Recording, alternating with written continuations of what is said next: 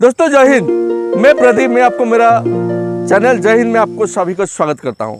और आज आपको मैं ऐसा एक हमारा देश का सुरक्षा बल के बारे में बताना चाहता हूं, जो कि हमारा देश में ऐसा बहुत सारा काम करके और हमारा देश का नाम आज भी ऊपर रखा है। हाँ दोस्तों, मैं टाइम और समय आपका नहीं लेते हुए मैं आज बात करने वाला हूँ आसाम राइफल के बारे में। जो 185 साल पुराना ये जो आसाम राइफल है, उसका शुरुआत के बाद हम आपको बताना चाहते हूँ। दोस्तों ये जो उसका शुरुआत 750 जवान से आरंभ हुआ था, स्टार्ट हुआ था। और इसका शुरुआत कौन किया था? इसका शुरुआत जब हमारा देश में ब्रिटिश सरकार थे, उस टाइम में वो नॉर्थ ईस्ट में चाय का बागान को सुरक्षा देने के लिए ऐसा कुछ खेल कूद आदमी और भाग दौड़ करने वाला आदमी को पहले अपॉइंटमेंट दिए, जो कि अपना जो टी बागान को सुरक्षा दे सके। उसके बाद उनको बेहतरीन तरीक़ा से ट्रेनिंग दिया गया और ट्रेनिंग देने के बाद उसका नाम रखा गया काचर लेवी। और ये काचर लेवी से लेके आज का आसाम राइफल के बारे में जो चेंजेस हुआ, बहुत सारा परिवर्तन हुआ और उसका नाम भी बदला दिया गया। दोस्तों ये आसाम राइफल्स हमारा जो फर्स्ट वर्ल्ड वॉर और सेकेंड वर्ल्ड वॉर और जो चाइना के साथ जो युद्ध हुआ था 1962 में, उसमें महत्वपूर्ण भूमिका लिया है। दोस्तों आसाम राइफल का नाम समय से बदल भी गया है। कैसे बदला है मैं आपको ये बताता हूँ।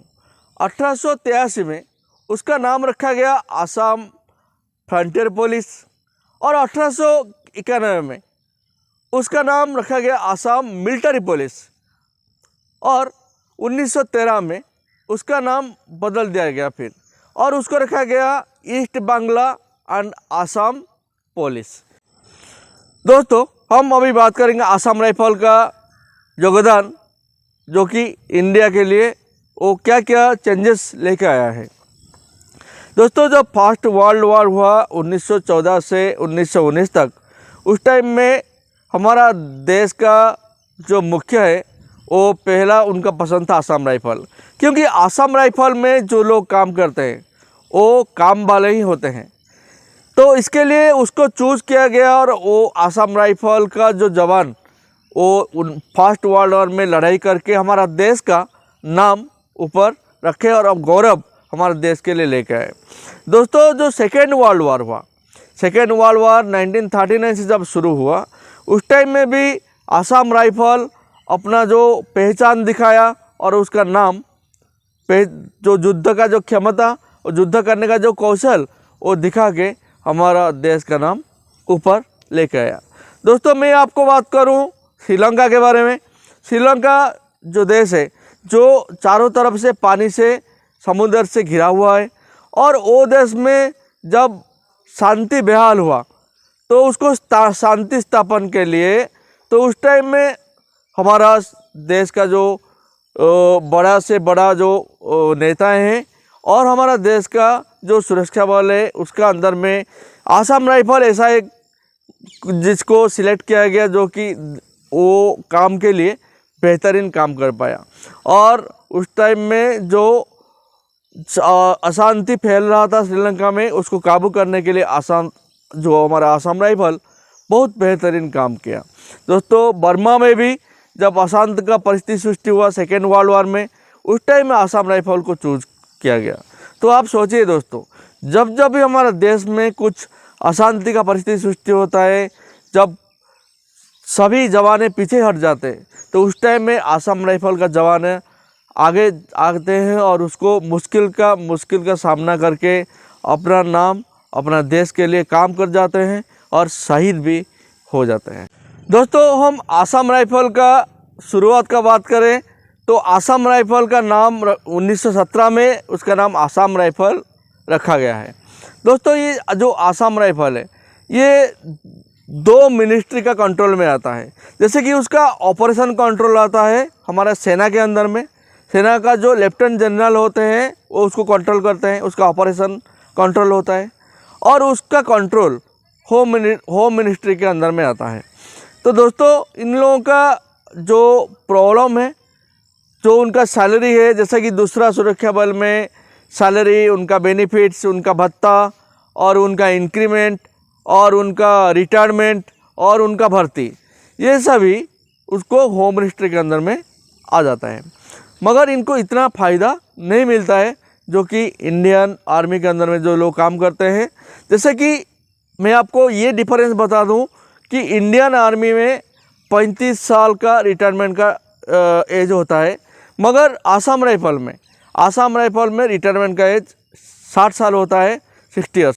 दोस्तों 2013 में होम मिनिस्ट्री ये चाहता था कि आसाम राइफल को लेके हमारा जो बॉर्डर सिक्योरिटी फोर्स में मर्ज कर दिया जाए, जो जिसके वजह से आसाम राइफल का जो जवान हैं, जो लोग काम कर रहे हैं, उनको कुछ ज़्यादा फ़ायदा मिल सके और उनको कुछ ज़्यादा बेनिफिट्स मिल सके। मगर वो बातचीत चला, मगर वो हो नहीं पाया। और फिर दोस्तों बाद में ये भी डिस्कस चला कि आसाम राइफल को लेके हमारा जो आईटीबीपी है उसके साथ मर्ज कर दिया जाए।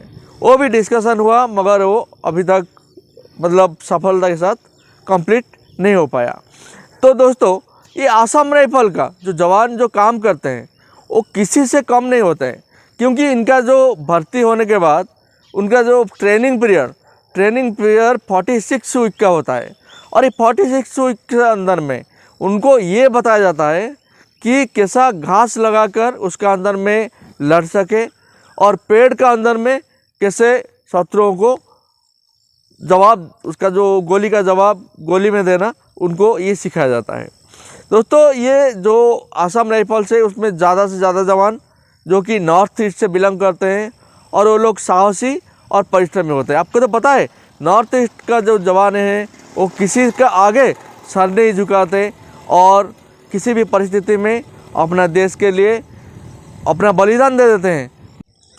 दोस्तों आसाम राइफल के लिए हमारा देश के जो उग्रवादी हैं, जो संतरासवादी है, उनको बहुत सारा लगाम लगा जा चुका है, जैसे कि हमारा नॉर्थ ईस्ट में। और दोस्तों हमारा जो देश का जो आसाम राइफल्स है, ये आसाम राइफल्स जो उसका बेहतरीन काम ये है कि उग्रवादी, जो भी उग्रवादी है हमारा सीमा में नॉर्थ ईस्ट और उसमें जो उग्रवादियों को कंट्रोल करना उसका सबसे बड़ा काम होता है। उसके लिए आज जितने भी उग्रवादी वो कंट्रोल हो चुके हैं और उसका जो मुख्य कारण है वो है आसाम राइफल्स, क्योंकि वो अपना जो बॉर्डर में तैनात है, जो कि हमारे देश के अंदर में चाइना से जो भी बाहर से जो शत्रु अंदर घुसते हैं उनको घुसने नहीं देते और जैसे कि बाहर से कोई भी अंदर आने के लिए कोशिश करता है तो पहले उसको टक्कर देता है नॉर्थ ईस्ट में आसाम राइफल। दोस्तों आसाम राइफल को बहुत सा सम्मान मिला है, जैसे कि आज़ादी से पहले और आज़ादी के बाद। आज़ादी से पहले उनको 41 शौर्य चक्र मिला है और आज़ादी के बाद 4 अशोक चक्र, 8 वीर चक्र और 31 कीर्ति चक्र, ऐसा 188 मॉडल्स जो मॉडल है उनको मिल चुका है। तो दोस्तों देखिए आसाम राइफल्स हमारे देश के लिए बहुत सारा काम किया है और कर रहा है और आगे भी करेगा। तो दोस्तों आसाम राइफल के बारे में जो मेरा ये वीडियो था आपको कैसे लगा, आप ज़रूर मेरे को मेरा यूट्यूब चैनल में बताइए। और आपको मेरा वीडियो अच्छा लग रहा है और ऐसा वीडियो आगे आप देखना चाहते हैं तो ज़रूर मेरा यूट्यूब चैनल में एक सब्सक्राइब कर दीजिए। और आप भारतीय है तो ज़रूर मेरा चैनल जय हिंद को आप सब्सक्राइब कर देंगे और उसको वीडियो को लाइक करेंगे। दोस्तों मैं आपका जो समय आपका गवाया, जो समय आपका लिया, इसके लिए मैं बहुत बहुत आपसे क्षमा प्रार्थना करता हूँ, माफ़ी मांगता हूँ। और मैं अभी मेरा वीडियो इधर ही ख़त्म करता हूँ। दोस्तों जय हिंद और जय भारत।